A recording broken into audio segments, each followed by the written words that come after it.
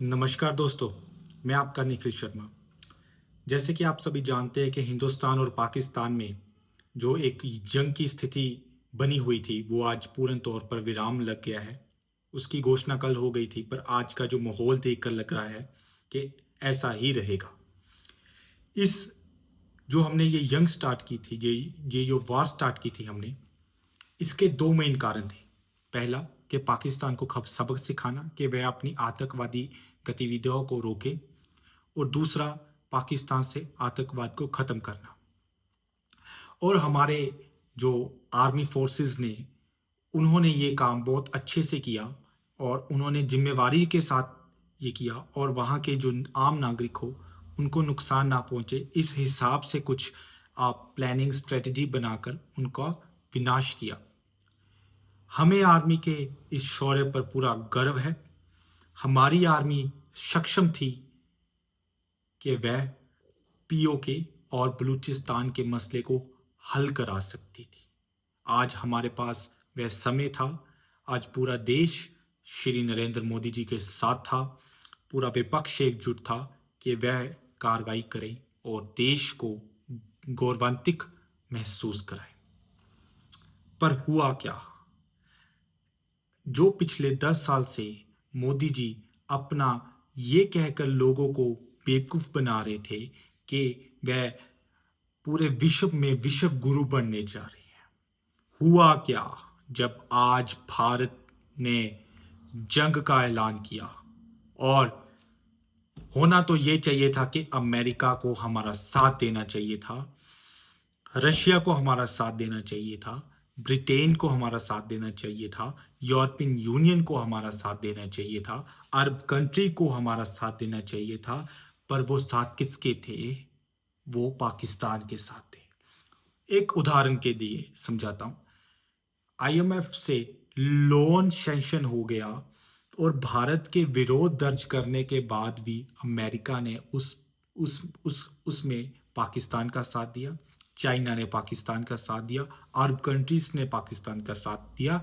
इससे ये जाहिर होता है कि मोदी जी की, हमारे प्रधानमंत्री नरेंद्र मोदी जी की कूटनीति बिल्कुल फेल हो गई।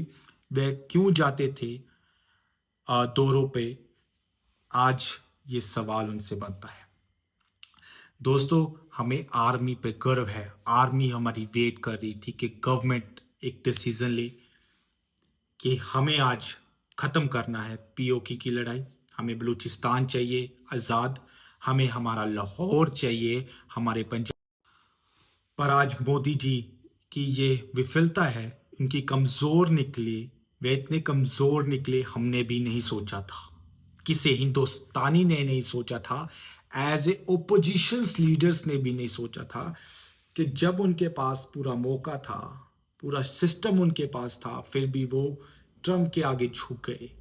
और ट्रम्प की दादागिरी देश पर लगातार बढ़ती जा रही है। पहले हमारे जो नागरिक थे उनको इंडिया कैसे बेड़ियों में भेजा, वह भूल नहीं सकते हम। उसके बाद टैरिफ वॉर स्टार्ट की ट्रम्प ने अगेंस्ट इंडिया। देन अब ये सब हो रहा है। इसका क्या कारण है कि मोदी जी चुप है? अगर अगर ट्रम्प बोल सकता है कि मैंने इन दोनों कंट्रीज में समझौता कराया, तो मोदी जी को भी ट्वीट कर कर बोलना चाहिए, भाई ट्रम्प भाई, तूने जो बोला वो गलत बोला। ये हम दोनों कंट्रियों ने मिलकर खुद समझौता किया, तूने कोई समझौता नहीं कराया। ये बोलना चाहिए मोदी जी को। क्यों नहीं बोल रहे? I don't know why bro. So अब जो हुआ, जैसे हुआ, अच्छा हुआ। सीजफायर हुआ, दोनों देशों के आम नागरिक अब चैन की सांस ले रहे हैं। पर जो हो सकता था पीओके अपना, वो नहीं हुआ। दुख रहेगा। अब न जाने ये मौका कब मिलेगा। और आतंकवाद के खिलाफ ये लड़ाई थी, क्या जिस मास्टरमाइंड ने वहां पर अटैक करवाया वो आपके हाथ में आ गया? क्या वो 4 आतंकवादी जिन्होंने अंधाधुंध गोलियां चढ़ाई थी, नाम पूछ के, धर्म पूछ के, क्या वो हमारे हाथ में है? आखिर सीज फायर हुआ ही क्यों? मेरी समझ से बाहर है। अब गोदी मीडिया ऑब्वियसली उनकी साइड माहौल बनाएगा, उनके भगत उनकी साइड माहौल बनाएंगे और ये बनता बनता जाएगा और end of the day Congress इसके लिए जिम्मेवार होगी। सारी गलती नेहरू, इंदिरा, राहुल गांधी की ही निकाली जाएगी। और मैं आपसे ये कहना चाहता हूँ, इंडियन आर्मी 2014 में भी 4th पोजीशन पर थी इन अ वर्ड और आज भी 4th पर है। क्यों नहीं ये तीसरे पर आई? जहां पर कांग्रेस ने छोड़ा था आज भी वहां पर क्यों है? इसका सवाल मोदी जी को देना चाहूंगा। और देश पूछ रहा है, मोदी जी इतनी जल्दबाजी में समझौता क्यों किया? धन्यवाद।